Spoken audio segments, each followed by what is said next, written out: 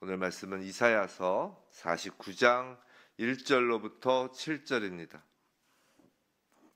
이사야서 49장 1절로부터 7절. 우리 한 목소리로 함께 받들어 읽도록 하겠습니다. 섬들아 내게 들으라. 먼 곳 백성들아 귀를 기울이라. 여호와께서 태에서부터 나를 부르셨고 내 어머니의 복중에서부터 내 이름을 기억하셨으며 내 입을 날카로운 칼같이 만드시고 나를 그의 손 그늘에 숨기시며 나를 갈고 닦은 화살로 만드사 그의 화살통에 감추시고 내게 이르시되 너는 나의 종이요 내 영광을 내 속에 나타낼 이스라엘이라 하셨느니라.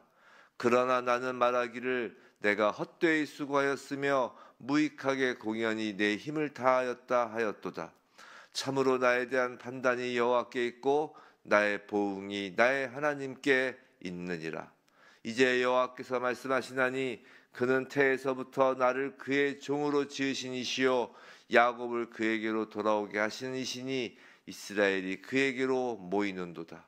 그러므로 내가 여호와 보시기에 영화롭게 되었으며 나의 하나님은 나의 힘이 되셨도다. 그가 이르시되 내가 나의 종이 되어 야곱의 지파들을 일으키며 이스라엘 중에 보존된 자를 돌아오게 할 것은 매우 쉬운 일이라. 내가 또 너를 이방의 빛으로 삼아 나의 구원을 베풀어서 땅끝까지 이르게 하리라. 이스라엘의 구속자 이스라엘의 거룩한 이이신 여호와께서 사람에게 멸시를 당하는 자 백성에게 미움을 받는 자 관원들에게 종이 된 자에게 이같이 이르시되 왕들이 보고 일어서며 고관들이 경배하리니 이는 이스라엘의 거룩하시니 신실하신 여호와 그가 너를 택하였음이니라. 아멘. 오늘 이방의 빛으로 오신 여호와의 종이란 제목으로 이사야서 49장 1절로부터 7절 말씀을 받을 때 오늘 말씀을 깨닫는 은혜와 이 말씀으로 삶이 실제적으로 변화되는 그 능력이 임하길 주님의 이름으로 축원합니다. 자, 이사야서에는 이제 여호와의 종의 노래라는 주제로 총 4편이 나옵니다. 여호와의 종의 노래라는 것이 총 4편이 나오고 이 여호와의 종은 예수 그리스도를 의미합니다. 이 종이라고 해서 삼위 하나님 중에 한 분이신 성자 하나님이 성부 하나님보다 낮으신 분이다.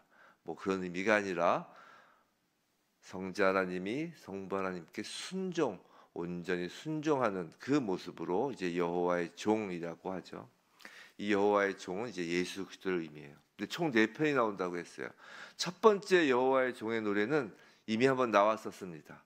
이사야서 42장 1절로부터 9절에서 우리가 본 적이 있어요. 그리고 이제 오늘 본문 이사야서 49장 1절로부터 7절은 두 번째 여호와의 종의 노래입니다. 이 첫 번째 여호와의 종의 노래는 여호와의 종의 성품.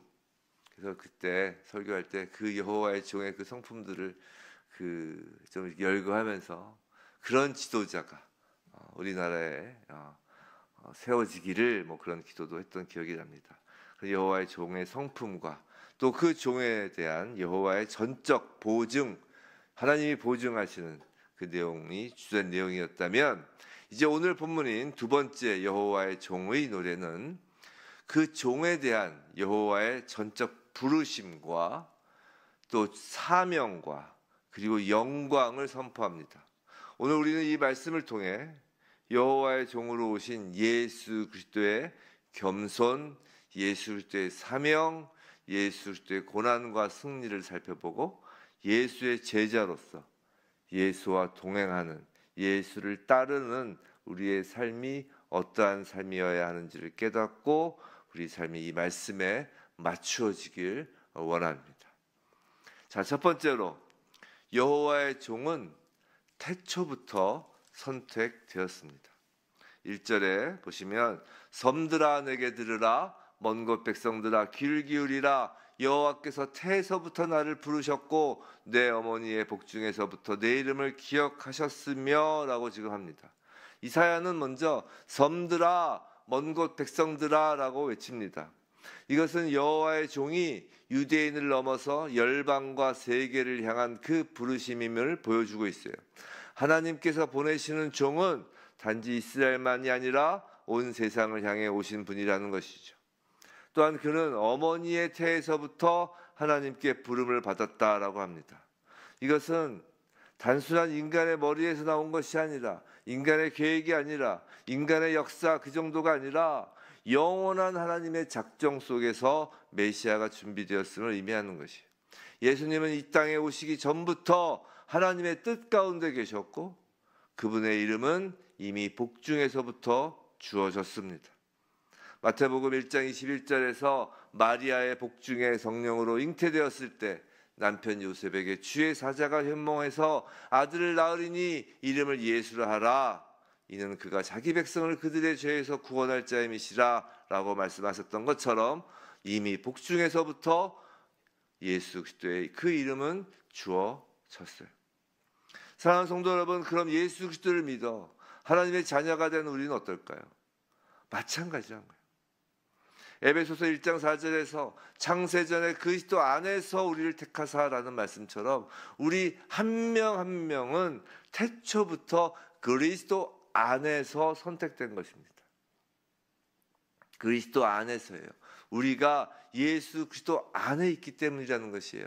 예수 그리스도는 태초부터 영원 전부터 하나님의 부르심 그 계획 안에 계셨잖아요.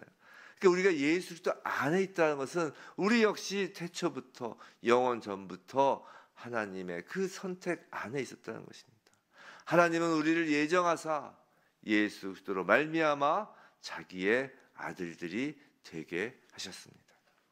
자, 두 번째, 첫 번째는 여호와의 종은 태초부터 영원 전부터 부르심을 받은 분이다라는 말씀을 드렸고, 자, 부르심에 대한 이야기를 했고, 자, 두 번째 2절입니다. 여호와의 종은 사단의 권세를 깨뜨리기 위해 하나님께서 준비하신 비밀병기였어요. 2절, 자, 내 입을 날카로운 칼같이 만드시고 나를 그의 손 그늘에 숨기시며 나를 갈고 닦은 화살로 만드사 그의 화살통에 감추시고 라고 지금 하고 있어요. 자, 여호와의 종은 말씀으로 싸우는 자예요. 내 입을 날카로운 칼이라고 하잖아요. 그의 입에서 나오는 말은 날카로운 칼 같고 그 날카로운 칼 같은 그 말씀으로 정말 영과 혼과 육이 쪼개지는 거예요. 하나님의 뜻을 바르게 선포하는 것입니다. 그러나 하나님은 그를 감추셨다라고 지금 말씀하세요. 예수 그리스도의 사역은 겉보기에 크고 화려하지 않았고 그래서 사람들은 그를 알아보지 못했습니다. 생각해 보세요. 예수께서 활동하신 지역은 그저 팔레스타인 지역에 국한되었어요. 로마 제국과 같은 제국의 왕으로도 등극한 적이 없으십니다. 제가 어린 시절에 이제 학교에서 이제 세계사를 배우는데 그때 이제 교과서죠. 세계사 교과서가 이렇게 있으면 알렉산더나 나폴레옹과 같은 인간의 그 영웅, 인간의 영웅, 세상 속에서의 그 인간의 영웅은 몇 페이지에 걸쳐 기술되어 있어요. 그래서 뭐 나폴레옹이 있기 전에 뭐 프랑스, 나폴레옹 이후에 프랑스, 그 나폴레옹이 미쳤던 세계에 미쳤던 영향, 뭐 그런 식으로 몇 페이지에 걸쳐서 있어요. 근데 예수님에 대한 것은 제가 기억하는데 한 페이지도 안 돼요. 한 3분의 1페이지 살짝 한 서너 줄 이렇게 언급되는 걸로 끝났습니다. 그나마 예수님이니까 그렇게 나왔지. 우리가 익히 잘 알고 있는 사도 바울은 제가 말씀드렸잖아요. 전 사도 바울이라는 이름을 교회에 나와서 처음 들었다고. 제가 교회에 나온 게 35살인데 그 이전까지 사도 바울이라는 이름을 못 들어봤다고요. 성도 여러분, 세상 사람들이 예수 그리스도를 모르는 것에 대하여, 기독교에 대하여 모르는 것에 대하여 의아해하지 마시기 바랍니다. 의아해하지 마시기 바라요. 세상 역사에서, 역사책에서 예수님에 대한 것은 한 3분의 1페이지 정도밖에 안 돼요. 그 책에서. 하지만 실제로 세상의 역사는 알렉산더도 아니고 나폴레옹도 아니고 세상의 역사는 예수 그리스도 하나님의 말씀이 퍼져가는 역사였다는 것이에요. 참으로 예수는 그저 한 국가의 왕 정도가 아니라 만왕의 왕이시라는 것입니다. 세상에 이 땅의 역사가 하나님을 담을 수 없었다는 것이에요. 이 세상의 역사책이 예수 그리스도를 담기에는 그 페이지가 부족한 거예요. 그래서 요한복음에 나오잖아요. 예수님의 그 사역을, 일하심을 다 기록하면 이 전 지구를 다 덮고도 부족하다고. 예수 그리스도의 그 말씀, 복음이 떨어지는 곳마다 소동이 일어났고 그 복음이 칼같이 떨어지는 곳마다 구원받는 자와 심판받는 자로 쪼개어졌다고요. 예수 그리스도의 칼과 그 화살로 사망은 사망하였고 생명이 시작되었습니다. 하나님의 숨겨진 비밀병기였어요. 세상에 감추어진 비밀병기였어요. 사랑하는 성도 여러분, 우리가 이 세상에서 아무리 별 볼 일 없어 보여도 우리는 하나님께서 사망 권세를 깨뜨리기 위한 숨겨둔 비밀병기입니다. 하나님은 우리가 보기에는 감추어진 평범한 사람과 사건들을 통해 하나님은 일하십니다. 세상 사람들이 보기엔 그저 평범한 사람과 평범해 보였던 사건들을 통해 하나님은 일하신다고요. 예수 그리스도처럼 하나님의 뜻이 감추어진 가운데 그 예수의 복음, 그 칼과 화살을 품은 우리가 세상에 나아가 사망 권세를 사망케 하는 주님의 비밀병기임을 명심해야 합니다. 우리가 세상에 나가 복음을 전하는 것이 우리의 사명입니다. 자, 세 번째로 여호와의 종은 낙심하지 않고 사명을 다하는 종입니다. 3절에서 4절, 내게 이르시되 너는 나의 종이요 내 영광을 내 속에 나타낼 이스라엘이라 하셨느니라. 그러나 나는 말하기를 내가 헛되이 수고하였으며 무익하게 공연히 내 힘을 다하였다 하였도다. 참으로 나에 대한 판단이 여호와께 있고 나의 보응이 나의 하나님께 있느니라. 하나님은 그 종에게 너는 나의 종 이스라엘이라 하십니다. 여기서 이스라엘은 개인으로서의 예수 그리스도를 가리켜요. 그는 이스라엘이 감당하지 못했던, 민족으로서의 이스라엘이 감당하지 못했던 사명을 온전히 이루실 하나님의 참된 종이십니다. 하나님은 아브라함을 갈대아 우르에서 나오게 하면서 그에게 땅의 모든 족속이 너로 말미암아 복을 얻을 것이라고 말씀하셨어요. 이스라엘 민족은 본래 땅의 모든 족속의 복의 통로이어야 할 민족이었습니다. 하지만 그들은 선민의식으로 눈이 어두워졌고 귀가 어두워졌고 그런 이스라엘 백성은 하나님의 이스라엘을 향한 뜻을 오해하였다고요. 하지만 하나님의 말씀은 절대 땅에 떨어지지 않습니다. 하나님께서 아브라함에게 약속하신 그 말씀은 아브라함과 이삭과 야곱의 그 언약의 성취로 쏘신 예수 그리스도 안에서 이루어졌다고요. 하지만 이스라엘 민족은 예수 그리스도를 알아보지 못하였고 그를 거부하고 배척하였어요. 그래야 4절 말씀처럼 여호와의 종은 마치 헛수고하는 것처럼 보였다는 것이에요. 그러나 예수 그리스도는 하나님 아버지를 신뢰하였고 그분의 생애는 절대 헛수고가 아니었습니다.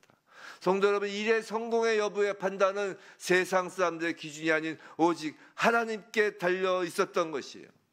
사랑하는 성도 여러분, 우리의 수고가 헛되다고 느껴지실 때 우리가 기억할 것은 하나님이 나의 수고를 아시고 판단하신다는 믿음입니다. 우리가 목회를 하고 또 우리가 선교지에 나가고 우리가 하나님의 일을 본격적으로 무엇인가를 한다고 할 때 그 수고가 헛되다고 느껴질 때가 얼마나 많은지 아십니까? 하지만 명심하시기 바랍니다. 하나님께서 나의 수고를 하시고 판단하신다는 것이에요. 우리가 주님을 섬기고 복음을 전할 때 즉각적인 반응이 없더라도 낙심하지 마시기 바랍니다. 우리에 대한 판단은 하나님께 있습니다. 예수님도 그러셨기 때문이에요. 네 번째로 여호와의 종은 열방을 위한 빛으로 세워진 종입니다. 5절에서 6절, 이제 여호와께서 말씀하시나니 그는 태에서부터 나를 그의 종으로 지으신 이시요 야곱을 그에게로 돌아오게 하시는 이시니 이스라엘이 그에게 모이는도다. 그러므로 내가 여호와 보시기에 영화롭게 되었으며 나의 하나님은 나의 힘이 되셨도다. 그가 이르시되 내가 나의 종이 되어 야곱의 지파들을 일으키며 이스라엘 중에 보존된 자를 돌아오게 할 것은 매우 쉬운 일이라. 내가 또 너를 이방의 빛으로 삼아 나의 구원을 베풀어서 땅끝까지 이르게 하리라. 자, 5절. 세상은 알아주지 못했지만 이스라엘은 선민의식으로 하나님을 버렸지만 하나님은 이스라엘을 버리지 않으셨습니다. 여호와의 종은 이스라엘을 회복시키기 위한 사명을 받았어요. 하나님은 그를 통해 이스라엘 민족을 다시 돌아오게 하실 것입니다. 사도 바울은 그래서 로마서 11장에서 하나님의 이스라엘에 대한 섭리를 하나님의 신비다라고 하면서 로마서 11장 25절에서 이 신비는 이방인의 충만한 수가 들어오기까지 이스라엘의 더러는 우둔하게 된 것이라. 26절 그리하여 온 이스라엘이 구원을 받으리라 라고 로마서에서 말씀하셨다고요. 그러나 그 사명은 이스라엘에 멈추는 것이 아닙니다. 6절 내가 또 너를 이방의 빛으로 삼아 나의 구원을 땅끝까지 이르게 하리라. 이것이 메시아 사명의 핵심이에요. 단지 이스라엘만이 아니라 모든 민족을 향한 구원의 빛입니다. 이 말씀은 사도행전 13장 47절에서 바울과 바나바가 인용해요. 주께서 이같이 우리에게 명하시되 내가 너를 이방의 빛으로 삼아 너로 땅끝까지 구원하게 하리라 하셨느니라. 누구에게 명하시대요? 우리에게 명하시됩니다. 사랑하는 성도 여러분, 교회는 예수 그리스도의 몸입니다. 몸이기에 이제 이 사명을 이어받은 것입니다. 우리의 사명도 이방인에게 빛을 비추는 것이에요. 말과 행동으로 예수 그리스도의 복음을 전하는 삶을 살아야 하는 것이. 다섯 번째, 여호와의 종은 멸시당하신 종이지만 높임을 받으신 종이십니다. 7절 이스라엘의 구속자 이스라엘의 거룩하신 이이신 여호와께서 사람에게 멸시를 당하는 자 백성에게 미움을 받는 자 관원들에게 종이 된 자에게 이같이 이르시되 왕들이 보고 일어서며 고관들이 경배하리니 이는 이스라엘의 거룩하시니 신실하신 여호와 그가 너를 택하였습니다. 하나님의 종은 사람들에게 멸시를 받았습니다. 그러나 하나님께서 그를 택하시고 신실하게 이루실 것이기에 그는 결국 영광을 받습니다. 십자가는 세상에서 가장 큰 수치였지만 하나님은 그것을 통해 가장 큰 승리를 이루셨어요. 사랑하는 성도 여러분, 우리가 하나님의 종으로 살아가려고 할 때 받게 되는 세상에서의 조롱이나 무시 때문에 낙심하지 마시기 바랍니다. 하나님의 종은 결국 높임을 받습니다. 진정한 영광은 사람의 인정이 아니라 하나님의 인정을 받는 것입니다. 오늘 본문에서는 여호와의 종이신 예수 그리스도에 관한 핵심이 거의 모두 담겨 있다 해도 과언이 아닙니다. 예수님은 하나님의 종으로 오셔서 말씀을 전하시고 사람들의 멸시 속에서도 사명을 다하시며 열방을 위한 빛으로 죽기까지 순종하셨어요. 그리고 하나님은 그를 부활 승천으로 하늘 보좌 우편으로 높이셨습니다. 사랑하는 성도 여러분, 우리는 그 예수님을 따르는 자들입니다. 우리도 부르심을 받았고 복음을 전하며 살도록 세워졌습니다. 우리도 세상이 알아주지 않아도 낙심하지 말아야 하는 것입니다. 예수님처럼 묵묵히 섬기며 하나님의 종으로 살아가기를 원합니다. 하나님의 종입니다. 언제 우리가 종으로 사는 날입니까? 바로 오늘입니다. 이 하루를 하나님의 종으로 살아갈 때 이 하루는 하나님의 영광이 되는 날이 될 것입니다. 사랑하는 성도 여러분, 여호와의 종이신 예수 그리스도를 따르는 자가 제자입니다. 제자 훈련을 받아야 제자가 아니라 예수 그리스도를 따르는 자가 제자입니다. 제자에게는 하나님이 오늘 이 말씀을 약속하시는 것입니다. 우리가 예수 그리스도를 따르기 때문에 세상이 알아주지 않습니다. 아니, 오히려 세상은 우리를 배척하고 세상은 우리를 공격하고 돌을 던집니다. 예수 그리스도가 그리하셨던 것처럼 말입니다. 사도행전을 보면 사도들의 행전이 나오죠. 사도행전은 성령의 행전이고 교회의 행전이에요. 사도행전의 공통적인 것은 딱 하나입니다. 예수를 따르는 자, 하나님의 종으로 부르심을 받은 자가 이 땅에서 어떻게 살아가게 되는 것인지에 대한 이야기입니다. 하나님께서 부르셨고, 대초에 부르셨고, 하나님께서 그 입술에 말씀의 검을 담으셨고, 세상 사람들로부터는 인정받지 못하여도 하나님께서 함께 하시며 결국 하나님께서 높이시는 삶입니다. 사람의 인정이 아니라 하나님의 인정을 받는 자입니다. 부디 여호와의 종으로 오신 예수 그리스도를 따르며 하나님의 종으로 이 땅에서 세상의 평가보다 하나님의 칭찬을 기다리는 그런 교회, 그런 성도이길 주님의 이름으로 축원합니다.